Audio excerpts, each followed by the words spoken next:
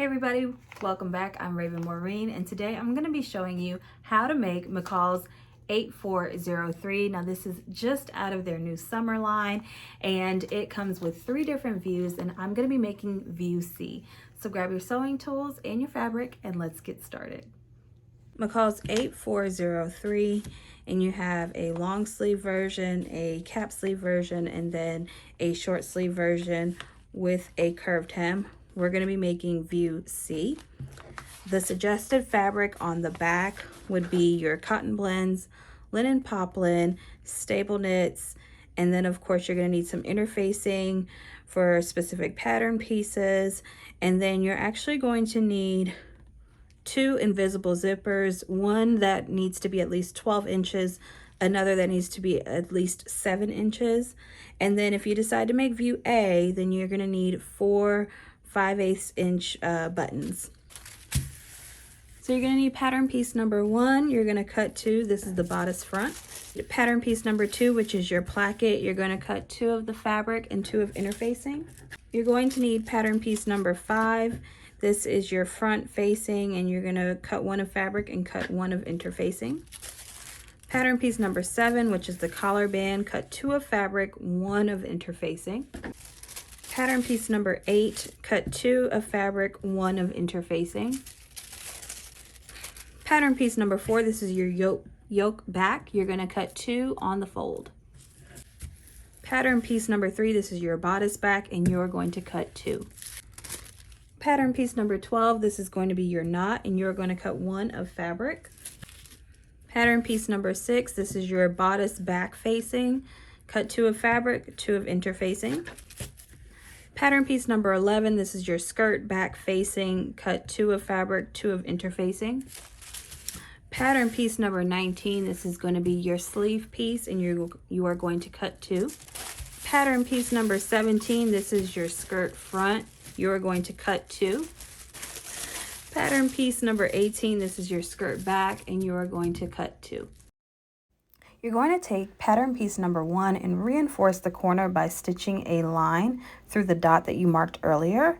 Then clip into the corner. Do this for both sides.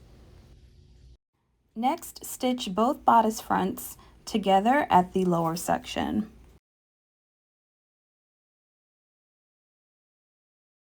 Feel free to finish those seams and press them open on both sides. Next, we are going to work on our plackets. These should be interfaced. Turn the seam allowance on the unnotched side to 5/8 and give it a good press.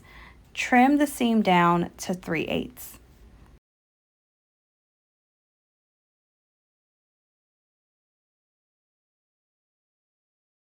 Then you're going to pin the side with the notches to the front of your bodice. You're going to stitch your plackets down between the dot at the top of your bodice to the dot all the way towards the lower part. And you're going to want to do this for both sides.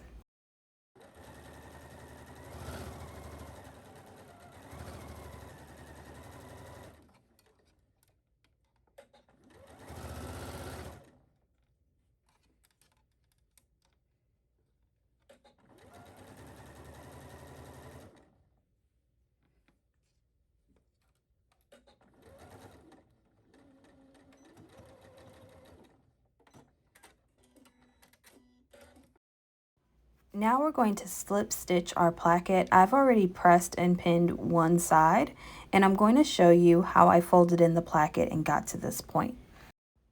Press your seam allowance towards the placket, then fold the placket onto itself along the stitch line. Give it another good press, pin, and slip stitch this, or you can stitch in the ditch. Now that you are finished slip stitching your front plackets, pin the lower edges of the placket to the bodice front, and you are going to baste those raw edges right there. Once that step is complete, it should look just like this. Now we are going to grab pattern piece number 5, which is our facing, and you should already have interfaced this, and you can also give it a finished edge, and we are going to stitch it to this lower part right here. This is a very narrow edge, so go ahead and do a 3/8 of an inch seam allowance across the entire part.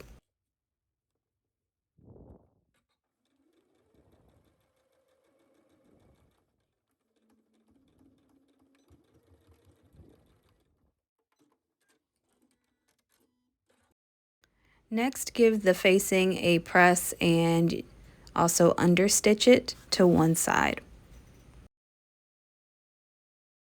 This is what it should look like on the front, and then this is what it should look like on the back side.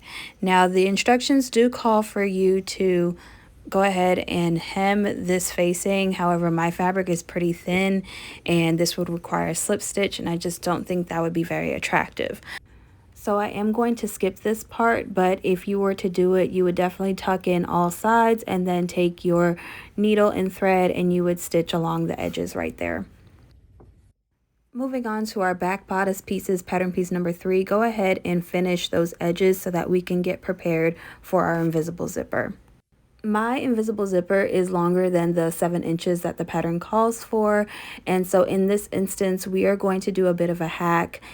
Regardless of the length of your zipper, I'm still going to show you this installation. We are going to do it a little bit different than you've probably seen before. And so we're going to grab some Wonder clips and we are actually going to start the opening at the bottom of this bodice. When installing your zipper on this bodice, do not cut the tape at the bottom of the bodice. You want to line the edge of your tape to the edge of your bodice because you're going to need that later on. And you want to make sure that the teeth, or as you call it, the coils, are facing the opposite of the center back. And you want to start clipping or pinning your zipper tape at 5/8 of a seam allowance. I highly recommend that you have an invisible zipper foot for this part because it will make your life so much easier. And if you need an additional reference for this step, you can watch the invisible zipper foot tutorial on the McCall's YouTube page. A little hack that I like to do when installing my zipper is make a basting stitch first to make sure that the teeth will slide up and down and that my pattern pieces are lined up properly after everything is sewn together. I also like to keep a seam ripper handy to move the teeth out of the way as I'm sewing. You want to make sure you take your time with this part. And once I know that the zipper has been installed properly, I will sew over top my basting stitches.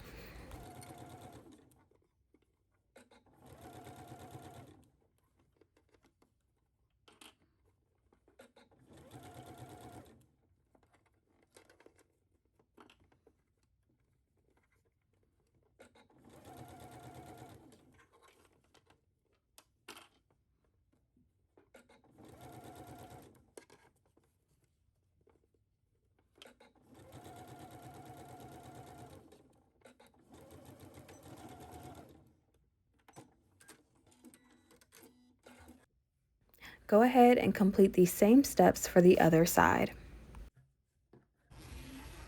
After you've installed your invisible zipper, go ahead and test out the zipper to make sure that it can slide up and down easily. And now we're going to go ahead and shorten this zipper tape. So another little hack I do is that I take my buttonhole stitch and I actually just stitch just over those coils like that. And then I go ahead and I grab my shear scissors and I give that a good snip, and so it kind of gives it like a professional finish versus just like hacking it off. And so now we are going to attach our yoke pieces.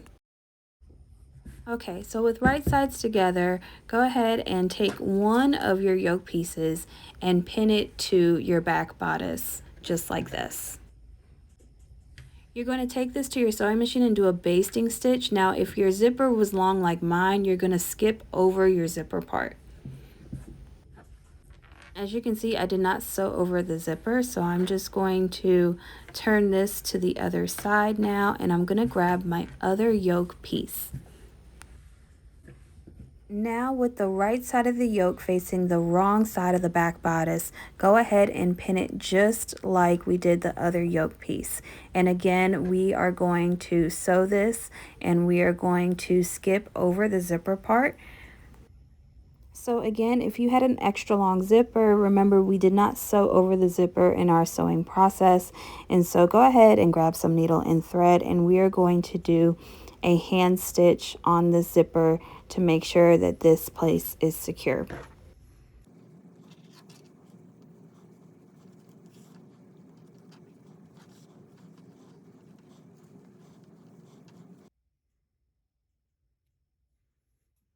Once you are done hand stitching the zipper part, go ahead and trim the seam allowances of the yoke pieces and give it a good press.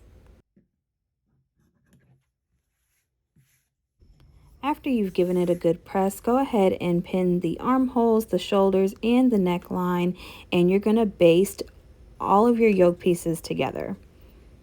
So now you should see some raw edges, but don't worry, this is exactly how it's supposed to look right now. So go ahead and take your front bodice piece, and we are going to attach this at the shoulder seams.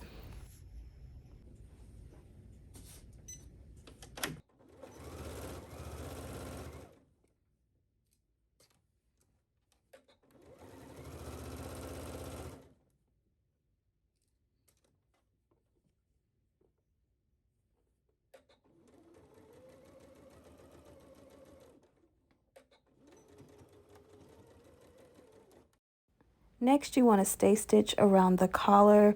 That way the collar shape doesn't shift while you continue to work on your bodice. Now we are going to work on our sides, and so I highly recommend that you actually finish your sides before doing this step.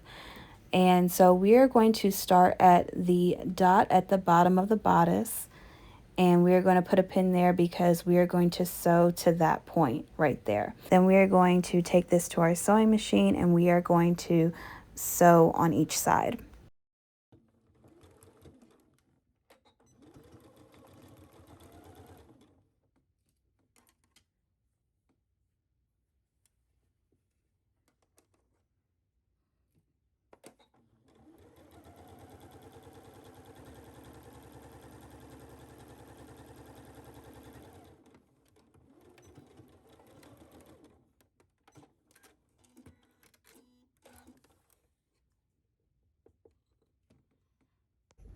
So now we're going to work on our collar. One should be interfaced.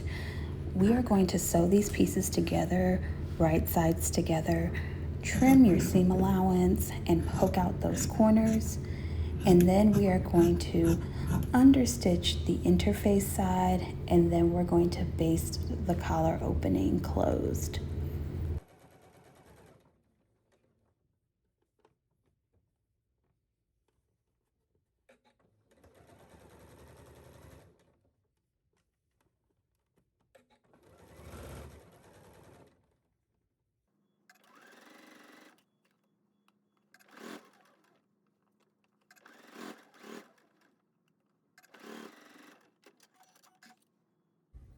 Next, take your uninterfaced collar band, matching up your notches and dots.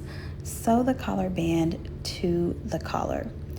For me, I like to start in the middle of the collar and work my way across both sides to avoid the fabric from shifting as I sew. Then you're going to take the interfaced collar band and turn the seam allowance by 5/8. Give it a trim and attach it just like we did the other collar band. Now going slowly and removing pins as you sew, sew the interfaced collar band to the collar. As a reminder, you'll want to start in the middle to keep the fabric from shifting around as you go.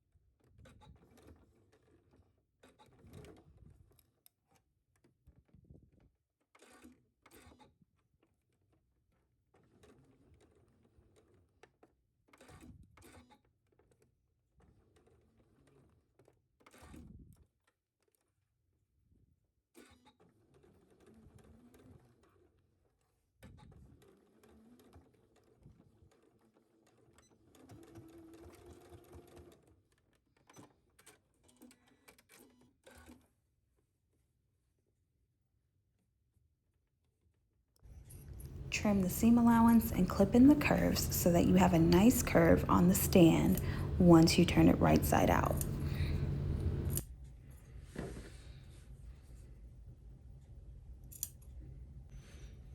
Once it's right side out, give it a really good press and then top stitch the collar band. Once that's complete, attach your collar band to the bodice, matching dots and notches.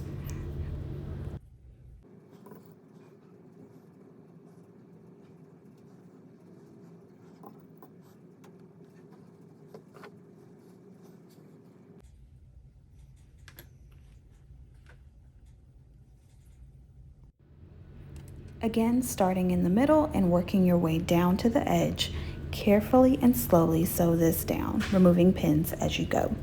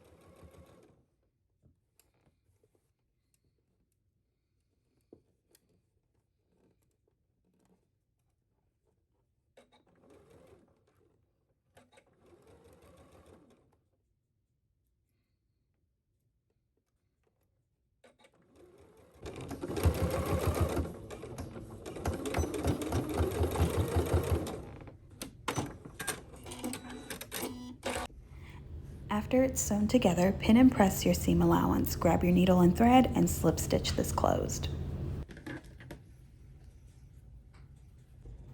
Moving on to our sleeve, make 2 rows of basting stitches on the cap and finish the raw edges on the lower hem and the sides. Pinning right sides together, sew this at 5/8, press the seams open.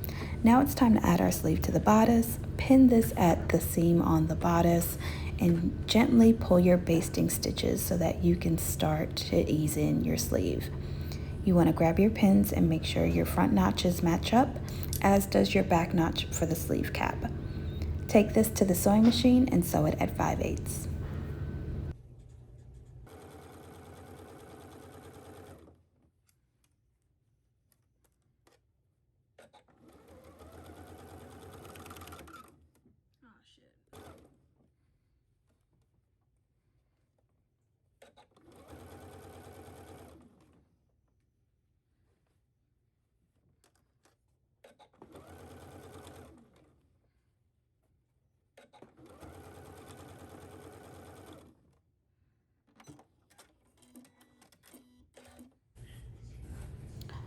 Once it's sewn, finish your raw edges on the inside, and now you want to move on to hemming your sleeves.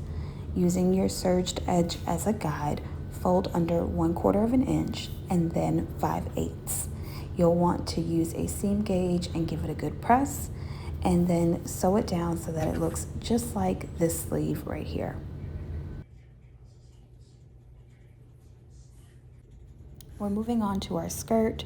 Be sure to serge those edges all the way through the curved hem and up the other side.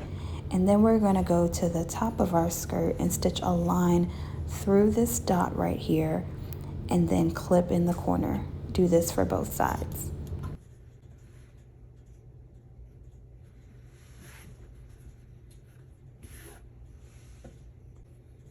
Take both skirt fronts and right sides together, pin the top of the skirt and the center front. Take this to your sewing machine and sew it at 5/8.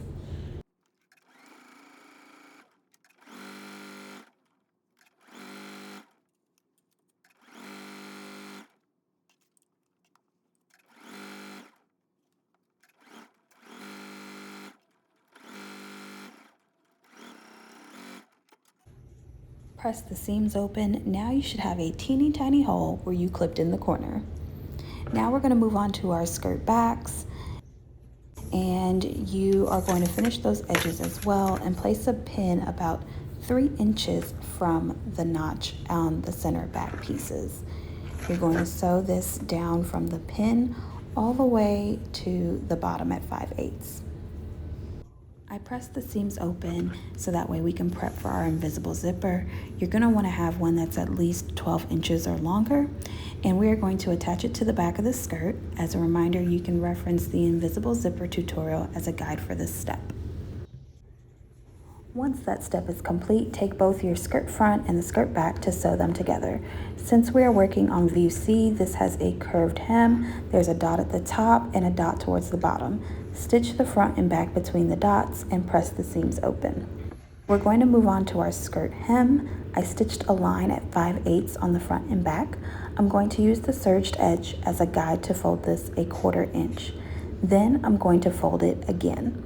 The curved edge will probably give you the hardest time, so I recommend pressing and pinning as you go.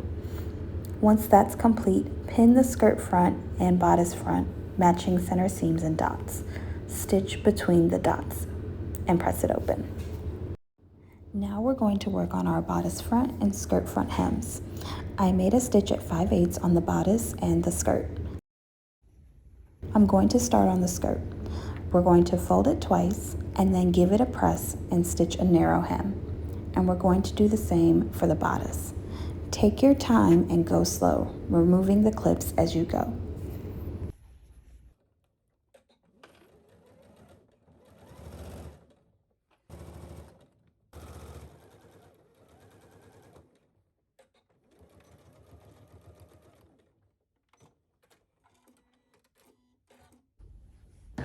Once that's complete, we are going to work on our back facings. You have 2 sets, the skirt and the bodice. We're going to work on the bodice first. Finish the unnotched edges with your serger, and then on the short edge, go ahead and turn that seam allowance at 5/8 and then give it a trim at 3/8. Then matching your notches, we are going to pin this to our bodice. And then once you're done with that, take this to your machine. This step is probably easiest with the standard zipper foot, so starting at the side seam, sew this down at 5/8.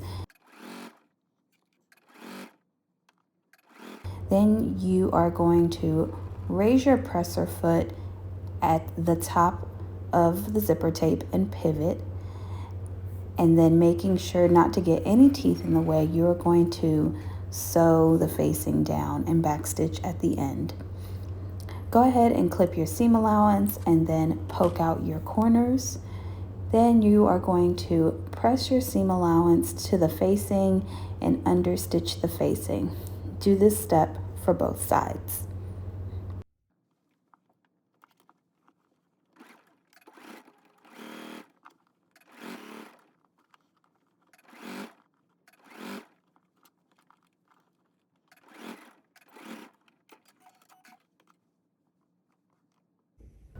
Now you should have a clean edge on your bodice, and this is all complete. You're going to complete these same steps for your skirt back bodice pieces.